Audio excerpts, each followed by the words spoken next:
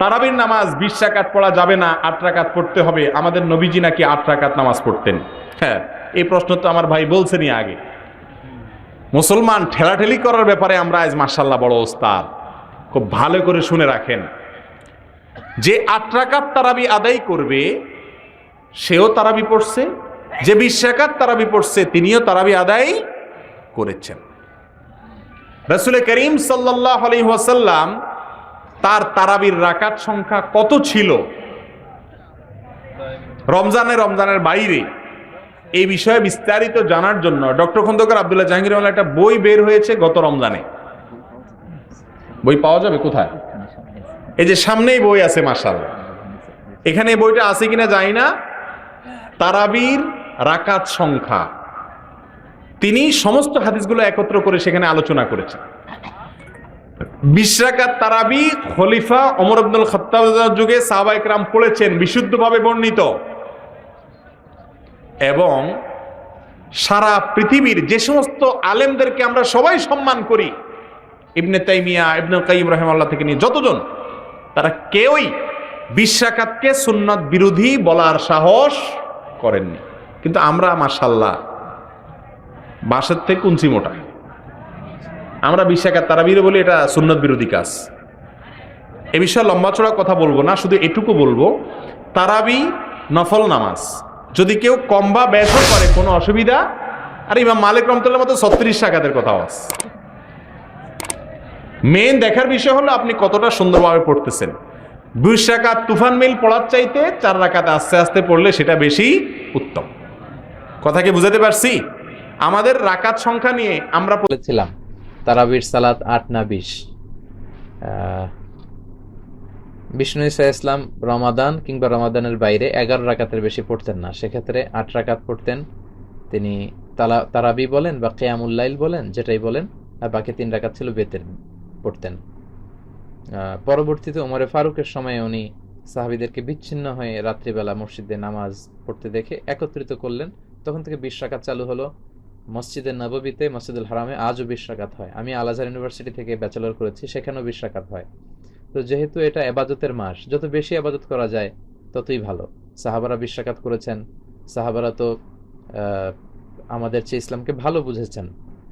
মসজিদুল হারাম, মসজিদ নববীতে আজও 20 রাকাত হয়। মানুষদেরকে যত বেশি সুযোগ দেওয়া যায়, এবং 20 রাকাত হওয়াটাই ভালো।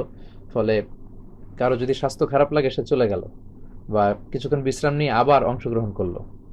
8 রাকাত হলে যেটা হয়, খুব অল্প সময়ে শেষ হয়ে গেল, ফলে অনেকে হয়তো বঞ্চিত হতে পারে। 20 রাকাতই চালু থাক, যার যতটুকু সুযোগ হয় পড়বেন, ফ্লেক্সিবিলিটি আছে। 8 রাকাত 20 রাকাত, এখানে আমি বলেছিলাম সম্মানিত ভাইয়েরা,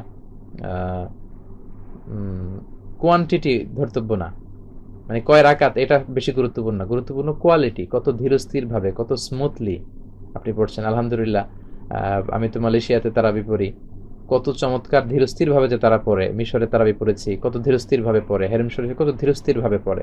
আপনারা দেশে 8 না 20 যারা আমার আলোচনা পছন্দ করেন, আমি তাদেরকে দাবির জায়গা থেকে বলবো 8 না 20 তারা কেউ এ নিয়ে তর্ক করবেন না। আমার আলোচনা যারা পছন্দ করেন, ইসলামকে যারা পছন্দ করেন, তাদেরকে আমি বলবো, ইয়াং যুবক সমাজ যারা আছো, 8 20 এগুলো আমি তোমাদের মুখে শুনতে চাই না। আমি শুনতে চাই যে কেন বাংলাদেশে এত দ্রুত তারাবি পড়া হয়, এ নিয়ে সবাই কথা বলেন, যে আমরা আস্তে আস্তে পড়বো। আমরা সারা বছর ব্যস্ত থাকি, রমাদানে একটু আমরা দাঁড়িয়ে আল্লাহর সামনে কতটুকু দাঁড়িয়ে থাকা যায় এই অভ্যাসটা আমরা করার চেষ্টা করব। কারো যদি শরীরে খুব বেশি না খুলে, আপনি পড়েন, 8 পড়েন, 12 পড়েন, আবার শেষ রাতে উঠে কিছু পড়েন, যার যতটুকু সুযোগ। এ নিয়ে বিতর্ক করার কোনো সুযোগ নেই। আমি প্রথমেই বলছি যে তারাবি শব্দটা আরবি শব্দ, এর অর্থ হলো বিশ্রাম নেওয়া। তারাবির নামাজের প্রতি 4 রাকাত পর পর বিশ্রাম নেওয়ার জন্য একটা সুদীর্ঘ সময় দেওয়া হয়। তো প্রতি 4 রাকাত পর পর বিশ্রাম নেওয়ার জন্য একটা সময় থাকার কারণে এই নামাজটা তারাবির নামাজ নামে প্রসিদ্ধ হয়েছে। যদিও হাদিসের কিতাবে কিয়াম শাহর রমাদান নামক যে অধ্যায় রয়েছে, সেই অধ্যায়ের মধ্যেই তারাবির নামাজের হাদিসগুলো বর্ণিত হয়েছে। তো এই তারাবির নামাজ সম্পর্কে হাদিস রয়েছে, একাধিক হাদিস। তো প্রথমে আমাদেরকে দেখতে হবে যে আমাদের নবীজি মুহাম্মদুর রাসূলুল্লাহ সাল্লাল্লাহু আলাইহি ওয়াসাল্লাম এই তারাবির নামাজ জামাতের সাথে পড়েছেন কিনা।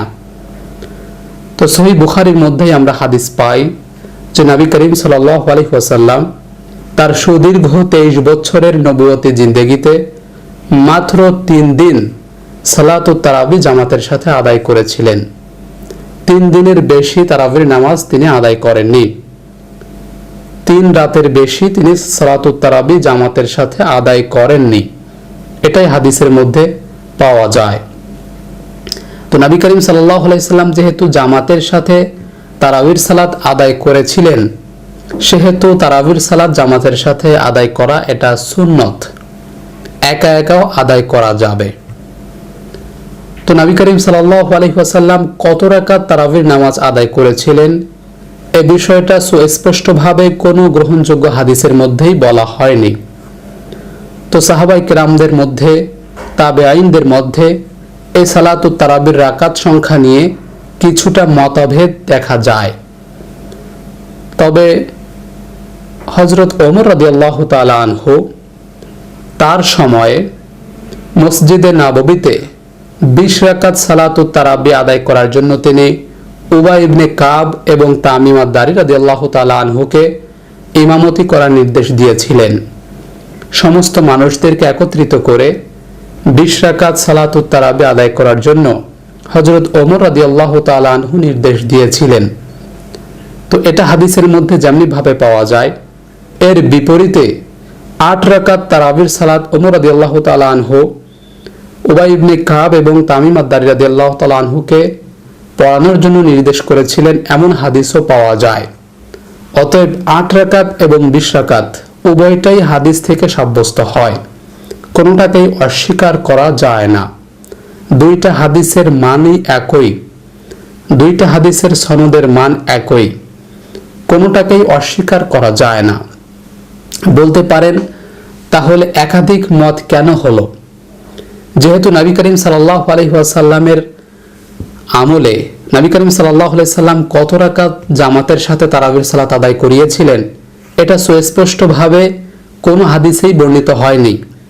অতএব তখনকার সময়ে এটা নিয়ে একটা মত পার্থক্য সৃষ্টি হবে, এটাই ছিল স্বাভাবিক, আর এমনটা হয়েছেও।